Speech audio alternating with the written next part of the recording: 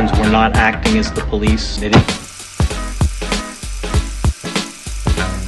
certainly doesn't seem as if there's an end in sight soon. I have spoken to a number of people who are cautiously optimistic that there is some improvement in both the security and the political situation, and that it will be possible for the United States to begin disengaging in a way that will not result in a huge bloodbath in Iraq. I've also recently spoken with other people who unfortunately feel that that's not possible, and that as a result, an indefinite occupation at some level is probably in store. I don't know that I have an independent opinion, but I would say that the majority of the people with whom I've spoken have suggested two things. The first is that it's imperative to try to negotiate with and cause them to negotiate with each other all of the important, powerful, interested parties, who unfortunately include people we don't like, such as Iran and Syria. Iran, as a result of our own mistakes, now has a great deal of power over what occurs in Iraq. But that negotiations with everybody inside Iraq and around Iraq are important.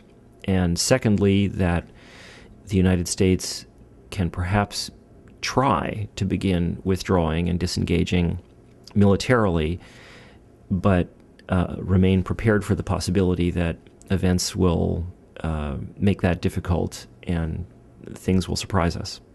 I wrote the book for two reasons. First, the film only contained about 1% of the research material that we gathered, and I wanted to make available a higher fraction of our research because a great deal of it I thought was extremely interesting about what had occurred and how U.S. decision-making took place in 2002, 2003 particularly.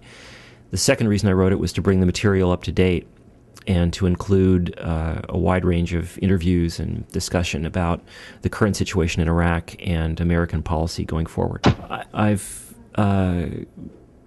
come to be a little more respectful of the limits to what the United States government and America can do, A, militarily, and B, in general.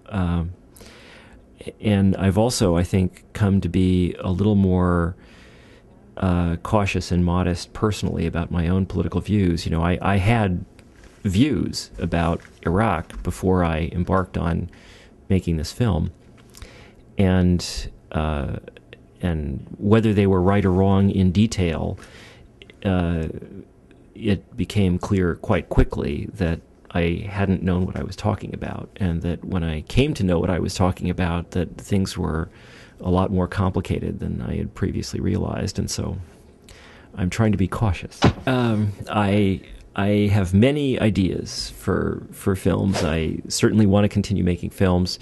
The next film that I make is probably going to be a feature film, not a documentary, but in my ideal world, I would alternate between the two, and I certainly want to continue making documentaries.